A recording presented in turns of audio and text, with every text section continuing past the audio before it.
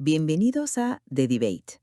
Hoy nos sumergimos en un fragmento, realmente icónico de la épica occidental, la descripción del escudo de Aquiles en la Ilíada, de Homero. Efectivamente.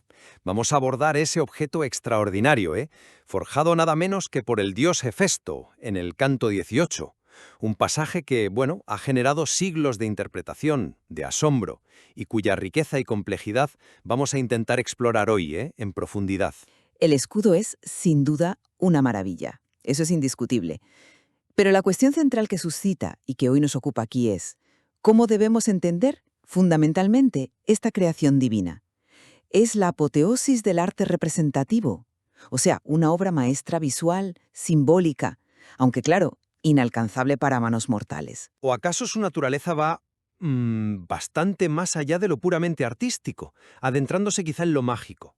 Yo voy a sostener que el escudo es, en esencia, un talismán poderoso, un artefacto imbuido de vida, de energía, por un Hefesto que actúa no solo como el artesano supremo, que lo es, sino como un verdadero hechicero divino. Pues por mi parte, yo argumentaré que sí, reconociendo su origen divino y sus cualidades prodigiosas, por supuesto, el escudo debe interpretarse principalmente como el paradigma de la creación artística y simbólica dentro de la Ilíada, o sea, la éfrasis fundacional de nuestra tradición literaria y visual. Vale, mi perspectiva se fundamenta en considerar el extenso pasaje del Canto 18 como el arquetipo, el modelo, de la éfrasis. Este término, que podríamos traducir como descripción vívida, se refiere precisamente a eso, a la capacidad de la palabra para evocar una obra de arte visual ante la mente del oyente o del lector. Y es que Homero despliega aquí una minuciosidad asombrosa al detallar las múltiples escenas que Hefesto graba en el metal. Empieza por el cosmos, la tierra, el cielo, el mar, el sol incansable, la luna llena, las constelaciones más notables, las Pléyades, las Híades, Orión, la Osa Mayor, esa que gira sin bañarse en el océano. Luego nos presenta el microcosmos humano, y lo hace a través de dos ciudades que contrastan, una en paz, vibrante con bodas, música, danzas, incluso la resolución de un conflicto mediante un juicio justo en el ágora.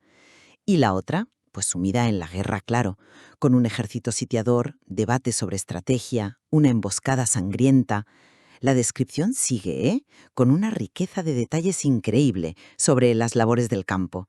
Un barbecho fértil arado por tercera vez, una finca real donde los segadores trabajan, bajo la mirada atenta del rey, una viña repleta de racimos negros que los jóvenes recolectan cantando, al son de la lira. También vemos escenas pastoriles, como un rebaño de bueyes atacado por dos leones, ante la impotencia de pastores y perros. Y culmina con una escena de danza, un corro de jóvenes y doncellas, engalanados, que giran con agilidad.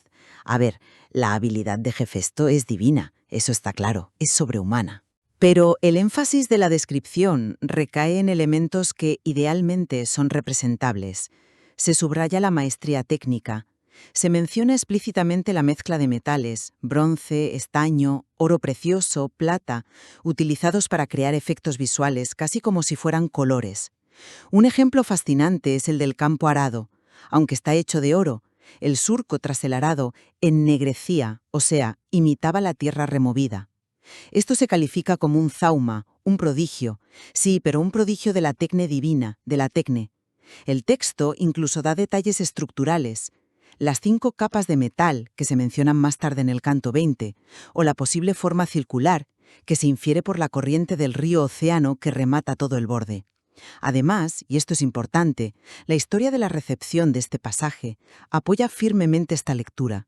Desde la antigüedad se ha considerado el modelo supremo del ideal de Horacio, ut pictura poesis, la poesía como pintura. Numerosos teóricos y artistas, esto está bien documentado, desde clasicistas como Boivin o Pope, pasando por figuras de la Ilustración como el Conde de Caylus, hasta neoclásicos como Flaxman o Quatremer de Quincy, pues han dedicado esfuerzos a intentar visualizarlo, a dibujarlo, a reconstruirlo, asumiendo siempre su condición de objeto artístico representable.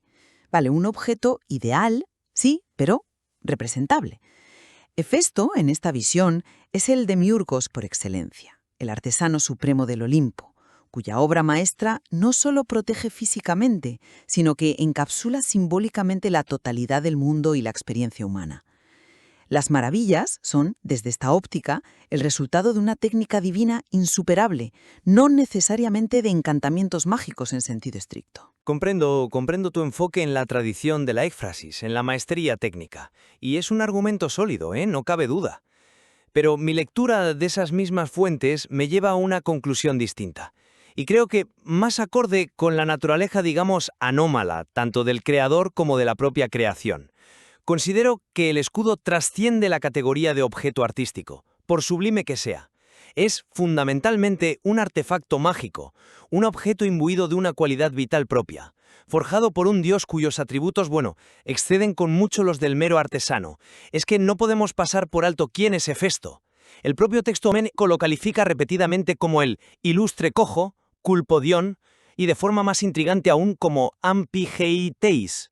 Un epíteto que sugiere pies torcidos, ambiguos o quizás habilidad en ambas manos, pero que en cualquier caso lo marca como una figura singular, diferente, quizá con connotaciones tócticas, liminales. Su biografía mítica es muy reveladora. Arrojado del Olimpo, ya sea por Hera o por Zeus, encuentra refugio en el fondo del mar con Tetis y Eurínome, divinidades primordiales asociadas a saberes ocultos. Su conexión con la isla volcánica de Lemnos, con cultos mistéricos como los de los Cábiros, también lo sitúan en un ámbito que linda con lo mágico. Su poder no reside únicamente en la habilidad manual, en esa tecné que tú destacas, que por supuesto la tiene y es prodigiosa, sino también, y quizás de forma más definitoria, en una inteligencia astuta e ingeniosa, a menudo retorcida, la metis, esa capacidad para el ardiz, para la transformación. El propio Homero nos lo presenta como un creador de maravillas que van mucho, mucho más allá de la estatuaria convencional. Pensemos, por ejemplo, en sus sirvientas de oro, que lo asisten en la fragua y están dotadas de juicio en sus mentes, de fuerza, de voz. O los trípodes automáticos que ruedan solos para servir en los banquetes divinos. O los perros de oro y plata, inmortales, siempre vigilantes, que guardan el palacio de Alcino en la Odisea. Y no olvidemos al gigante de bronce Talos, el autómata guardián de Creta, también atribuido a su genio.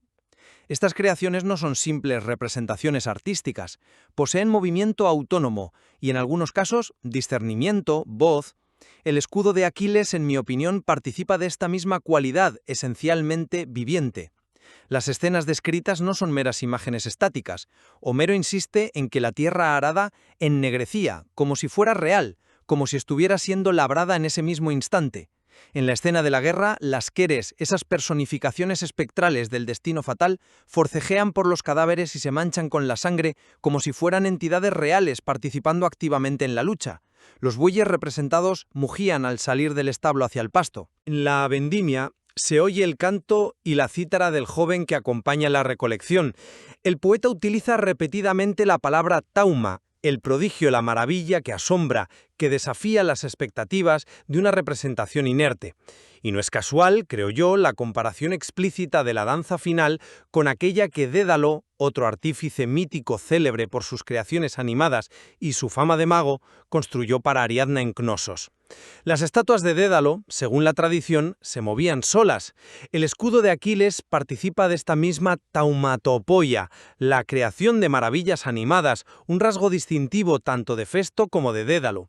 Las críticas posteriores, como las de Scaliger o Terrasson, que señalaron la imposibilidad física, lógica, de representar sonidos, movimientos simultáneos, narrativas complejas en un escudo material, lejos de invalidar la descripción homérica, refuerzan a mi modo de ver su carácter no realista y, por tanto, su naturaleza mágica. No estamos ante una éfrasis convencional que describe un objeto real o idealmente real, sino ante la descripción de un talismán viviente. Y el río Océano, que lo circunda, no es un mero marco decorativo. Funciona como un límite mágico, un contenedor que sella y protege la esencia vital del cosmos concentrada milagrosamente en el escudo. Entiendo tu énfasis en la figura de Hefesto, sí, y en las cualidades extraordinarias del escudo, pero creo que hay que matizar la interpretación de su naturaleza. A ver, Hefesto es canónicamente el dios patrón de los artesanos, el demiurgos divino por excelencia. Su habilidad técnica, es de origen divino, desde luego, superior a la humana, pero se manifiesta primordialmente en oficios reconocibles: la metalurgia, la orfebrería, la construcción. Es el dios que aporta orden, estructura, belleza al mundo a través del trabajo experto, del dominio de la materia. Su cojera, bueno, si bien es un rasgo distintivo importante, no implican necesariamente poderes mágicos o hechicería. Podría interpretarse como una marca de su oficio, quizás una lesión laboral mitificada, algo común entre herreros expuestos al fuego, a los metales pesados, o simplemente un rasgo físico que lo singulariza dentro de un panteón de dioses físicamente perfectos. Y no debemos olvidar que su esposa legítima en la Ilíada es Charis, la personificación misma de la gracia, del encanto, o Aglaya, la esplendorosa, una de las Cárites según la teogonía de Hesíodo. Esta asociación matrimonial, creo, subraya poderosamente la conexión intrínseca de Hefesto con la belleza radiante, con el brillo, la perfección formal, el atractivo estético que caracterizan sus creaciones. Sus obras son maravillosas, son záumata, porque reflejan esa charis divina, esa gracia y esplendor llevadas a un grado superlativo. No necesariamente porque estén animadas por encantamientos o fuerzas ocultas. La maravilla reside en la perfección artística, que casi roza la ilusión de vida. Sí, pero precisamente esa cojera, y sobre todo el epíteto anfigies, que como apuntaba sugiere pies torcidos, ambiguos, una condición anómala en sus miembros, lo singulariza de una manera que lo desmarca de la norma olímpica. Lo vincula a lo diferente, a lo liminal, quizá incluso a lo octónico o a fuerzas subterráneas relacionadas con la tierra, los metales, el fuego primordial. Los mitos que relatan su expulsión del Olimpo y, sobre todo, su astuto regreso. Pensemos en el episodio del trono trampa que fabrica para Hera, del que solo él conoce el secreto para liberarla, y la intervención de Dionisios para embriagarlo y convencerlo de volver. Revelan un dios que no es solo un hábil artesano, es también un ser astuto, resentido, vengativo y maestro de ataduras y mecanismos ocultos. La red invisible e irrompible con la que atrapa a Ares y Afrodita en pleno adulterio es un ejemplo, paradigmático de esta habilidad. Este dominio sobre los vínculos, las trampas, los mecanismos secretos, va más allá de la simple artesanía. Son habilidades propias de lo que algunos estudiosos de religión comparada llaman un dios lier, una figura divina asociada a las prácticas mágicas de atar y desatar, de controlar, de liberar. Su conexión intrínseca con la metis, esa inteligencia práctica, astuta, polifacética, transformadora que ya hemos mencionado, y su crianza inicial en secreto por Tetis y Eurínome, divinidades marinas arcaicas asociadas a la metamorfosis, a los secretos del abismo, quizá a formas primigenias de magia, refuerzan esta visión de Hefesto como un dios con un profundo componente mágico, un manipulador de fuerzas ocultas a través de su oficio. No es solo un artista, es un tecnomago, podríamos decir. Es un punto interesante sobre la complejidad de Hefesto, no digo que no.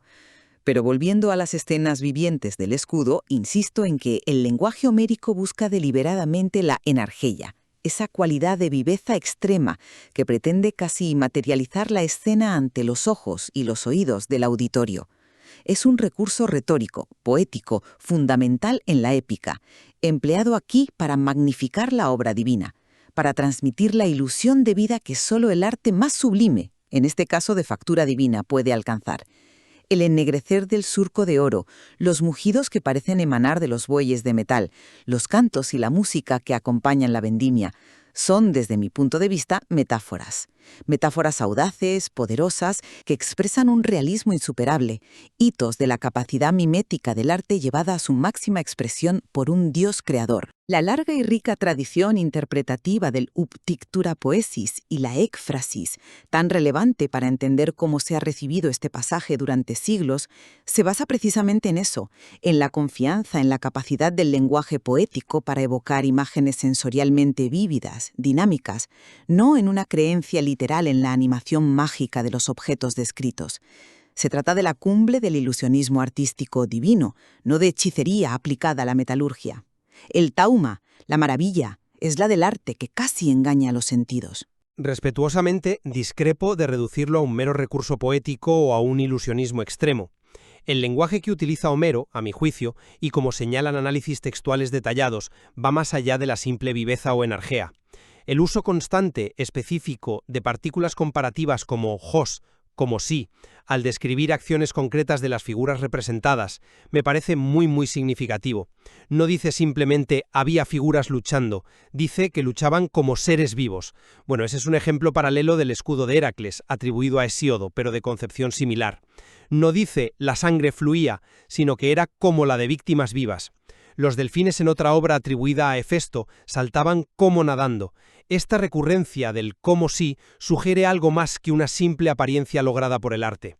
Apunta a una cualidad intrínseca, a una participación en la esencia de lo vivo por parte de las figuras representadas. Además, la comparación explícita que hace Homero de la danza final del escudo con la que Dédalo creó para Ariadna no puede ser una mera coincidencia estilística.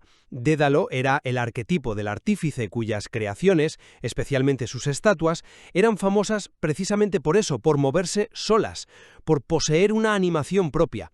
Que Homero establezca este paralelismo vincula directamente el escudo de Hefesto con esa misma tradición de la taumatopoia, la fabricación de maravillas animadas, un dominio compartido por estos dos grandes artífices míticos.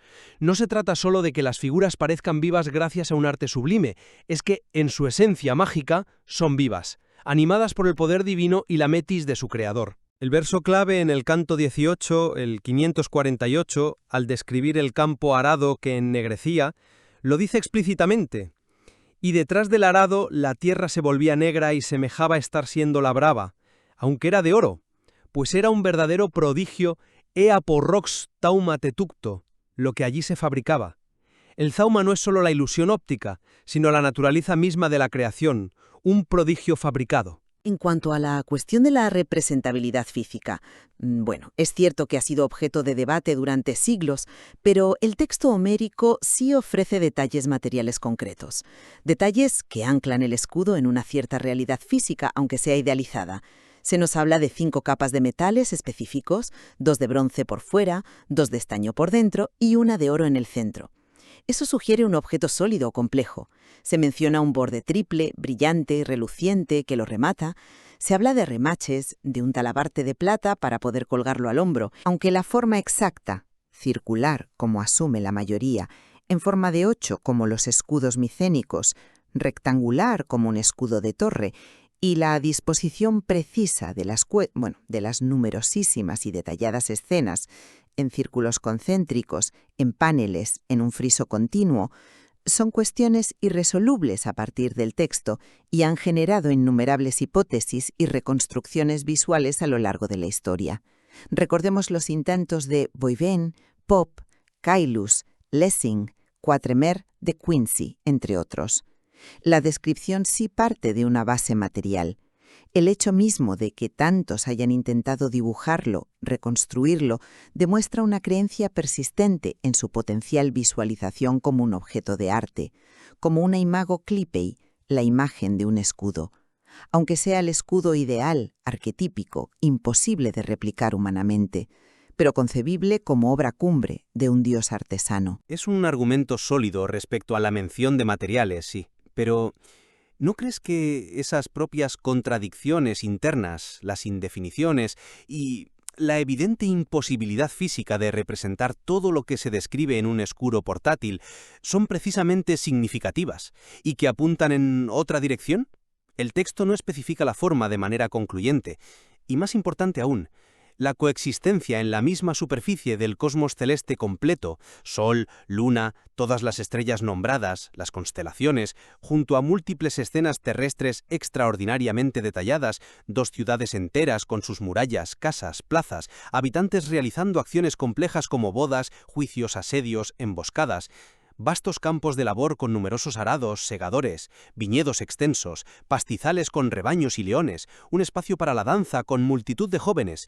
Eso desafía cualquier lógica espacial y perspectiva realista. ¿Cómo pueden caber físicamente 2 ciudades enteras, con su bullicio, su arquitectura, junto a amplios paisajes agrícolas y pastoriles, de forma visible y pormenorizada en un escudo que un guerrero pueda manejar?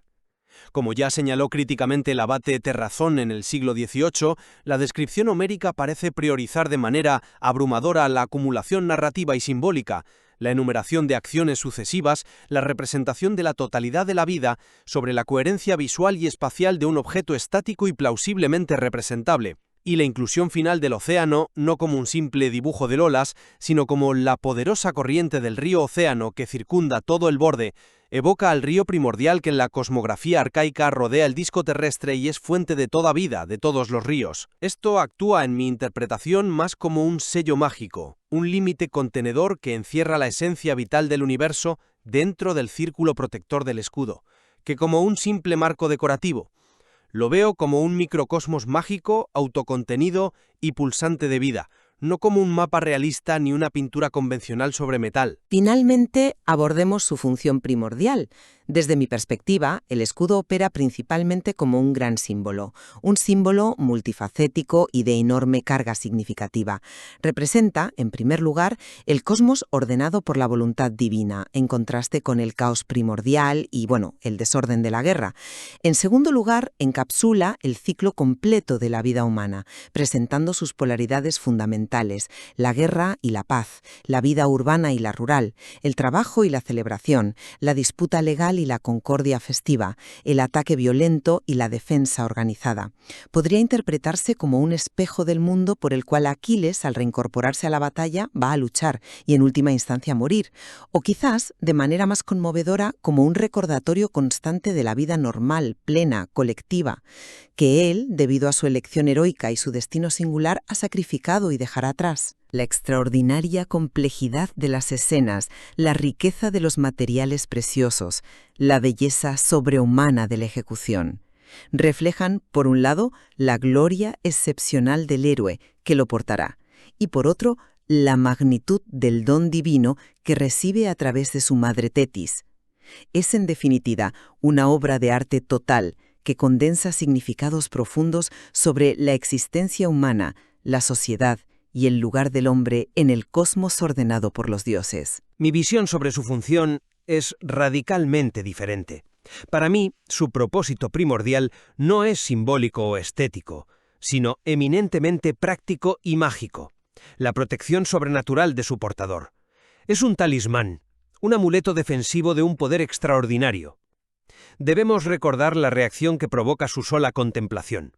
Los mirmidones, los propios compañeros de Aquiles, guerreros veteranos aguerridos, no pueden soportar mirarlo directamente. Apartan la vista aterrados. No reaccionan con admiración estética ante una obra de arte sublime, sino con un pavor luminoso, sobrecogidos por el aura divina, terrible, casi insoportable, que emana del objeto. Es interesante compararlo con el escudo de Agamenón, descrito brevemente en el canto 11. Aquel escudo también infunde terror, sí, pero lo hace a través de imágenes explícitamente amenazantes, monstruosas. La cabeza de la gorgona en el centro flanqueada por las personificaciones del miedo, Deimos, y la fuga, Fobos. El escudo de Aquiles opera de una manera distinta, más sutil, pero quizás más profunda, más poderosa. Su poder defensivo no reside en representar el horror, sino en concentrar, en contener, la fuerza vital del cosmos entero en su superficie metálica. Es una defensa imbuida de la esencia misma de la vida en todas sus manifestaciones, celeste, natural, humana, pacífica y bélica, forjada por un dios hechicero con el propósito explícito de proteger a su héroe elegido contra el destino fatal que le acecha, al menos mientras lo porte. La vida bullente, representada en él, en toda su vibrante, detallada, dinámica manifestación, es la fuente última de su poder apotropeico, de su capacidad para desviar los golpes, la muerte, las fuerzas destructivas. Es la vida misma hecha escudo protector. Una fuente inagotable para la reflexión sobre el arte, la representación, la relación entre palabra e imagen, el cosmos y la propia condición humana. Ya sea que lo interpretemos como la cumbre inalcanzable de la artesanía divina, un compendio enciclopédico del mundo visible, plasmado con una habilidad y una vivacidad insuperables, la éfrasis por antonomasia que funda una tradición. O bien como un poderoso talismán viviente, un objeto mágico que nos remite a las raíces quizá más arcaicas, incluso chamánicas, que subyacen en la figura compleja, ambigua, de Hefesto y en la propia concepción del mundo en la épica homérica. Un artefacto extraordinario donde la vida misma parece haber sido capturada, contenida y activada por el poder de un dios hechicero para proteger a su campeón. La extraordinaria densidad y ambigüedad del texto homérico, como hemos intentado mostrar al explorar sus detalles, permite y de hecho invita a sostener ambas lecturas. Cada perspectiva encuentra apoyo en distintos énfasis del lenguaje poético, en diferentes aspectos de la narración, y en la larga y diversa tradición interpretativa que este pasaje ha generado a lo largo de casi 3 milenios. Dejamos entonces que ustedes, tras escuchar estos argumentos y contraargumentos, extraídos del análisis del propio texto fuente, reflexionen sobre la naturaleza última de esta fascinante y enigmática creación homérica. Arte divino en su máxima expresión, símbolo totalizador del mundo, o magia encarnada, vida palpitante convertida en metal protector. Hay desde luego mucho más que desentrañar y debatir en este escudo y en su divino artífice. Gracias por acompañarnos en esta exploración.